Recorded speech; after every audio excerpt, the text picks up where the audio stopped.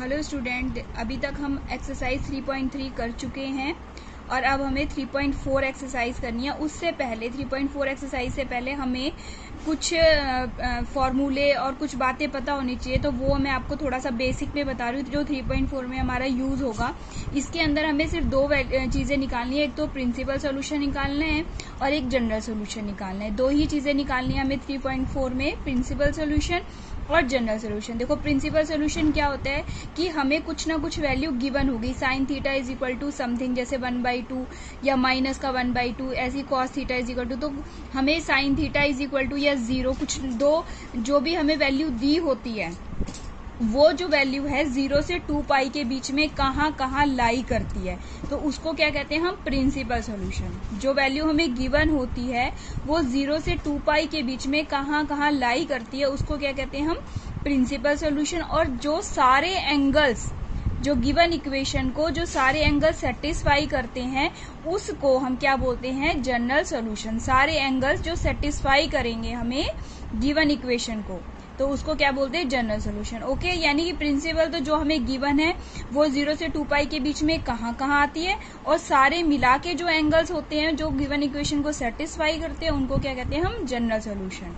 तो देखो जैसे अगर हमें sine theta is equal to में 0 दे रखा है, sine theta is equal to में 0 दे रखा है, तो हम क्या करेंगे, अभी तक तो हमें पता है 0 हम कहाँ पढ़ते थे, साइन थीटा 0 कहाँ होता है, ओनली 0 पर होता है, ठीक है। लेकिन हमेशा 0 पर नहीं होता। अब हमारे पास जैसे 4 क्वाड्रेंट है, यहाँ 0 होता है, यहाँ पर π/2 होता है, यहाँ पर पाई होता है, और यहाँ पर क्या होता है हमारा 3π/2 होता है। तो साइन 0 यहाँ पर तो 0 होता है, लेकिन अगर ये यहाँ पर घूम के यहाँ आएगा, यानी कि साइन पाई पर, तो यहाँ पर भी क्या हो गई, इसकी वैल्यू 0 ही होगी।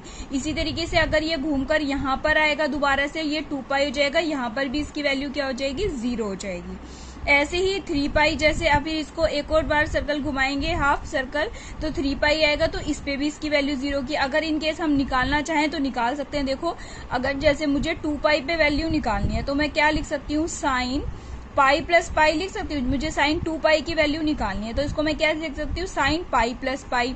पाई प्लस पाई यानी कि हमारा क्या आ जाएगा, यहाँ पे हमारा आ जाएगा, देखो पाई तो ये और पाई यहाँ पर आ जाएगा, पाई में मैंने ऐड कर दिया, तो ये क्या आ जाता है, साइन 180 प्लस थीटा कितना होता है, साइन 180 प्लस थीटा माइनस का साइन थीटा, यानी कि साइन पाई। तो साइन पाई की वैल्यू हमारी कितनी आ जाती है, 0 आ जाती है, ठीक है। और इसी तरीके से अगर हमें क्या निकालना हो, 3π का निकालना हो, इसका निकालना हो, माइनस का निकालना हो, तो कहाँ पर, जहां पर भी n पाई, n क्या है हमारा इंटीजर, n की जगह 1 2 3 कुछ भी आएगा, तो वहां पर इसकी साइन थीटा की वैल्यू क्या आती है हमारी, 0। पाई भी हो सकता है, माइनस पाई भी हो सकता है, 2π भी हो सकता है। तो ये जहां जहां पर भी इस लाइन पर साइन की वैल्यू क्या होती है, हमेशा 0 आती है इस लाइन पर, चाहे वो इधर आएगा चाहे वो इधर आएगा। यहाँ पाई पर आएगा, 2π पे आएगा, 3π पे आएगा, 4π पे, तो nπ पे 0 हो जाता है, तो इसको हम कहते हैं जनरल सोल्यूशन।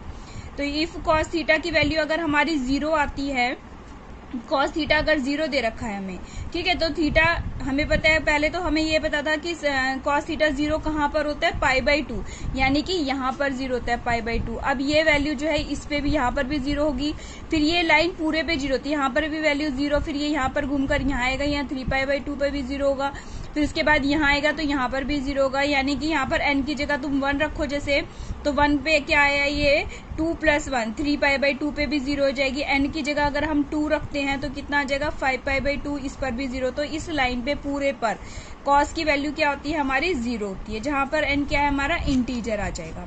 ऑड वैल्यूज पर n के हमारे यहाँ पे सारी जितनी भी ऑड वैल्यूज, जैसे π/2, 3π/2, 5π/2, 7π/2, यहाँ पर क्या होगी, कॉस थीटा की वैल्यू 0 होगी।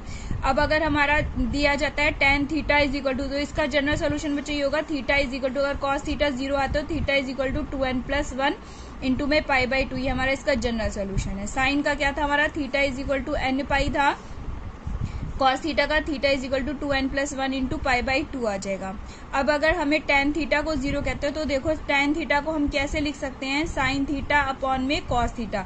तो जहां जहां पर भी साइन 0 होगा तो वहां पर भी tan की वैल्यू क्या हो जाएगी, 0।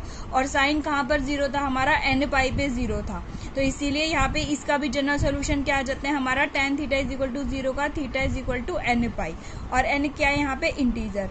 और अगर अब हमारे पास 0 ना देके कोई वैल्यू दे देता है, हमें sin theta is equal to हमें दे दिया sin 1/2 π/6 दे दिया या π/3 दे दिया, कुछ भी ऐसे वैल्यू देता है, अल्फा यानी कोई भी दूसरा एंगल दे देता है, तो इसका जनरल सोल्यूशन क्या होता है हमारा theta is equal to n pi plus -1 की पावर n इंटू में अल्फा, अल्फा यानी कि जो यहाँ पर हमें एंगल दिया जाएगा वो अल्फा आ जाएगा, ठीक है। और अगर हमें cos theta is equal to cos alpha दिया है तो इसके क्या सोल्यूशन होता है, हमें theta is equal to 2n pi plus minus alpha. ऐसे अगर हमें cos theta is equal to cos π/4 दिया है या π/2 दिया है, कोई भी वैल्यू दिया है, तो इसके लिए हमारा जनरल सोल्यूशन क्या होता है theta is equal to 2n pi plus minus alpha होता है।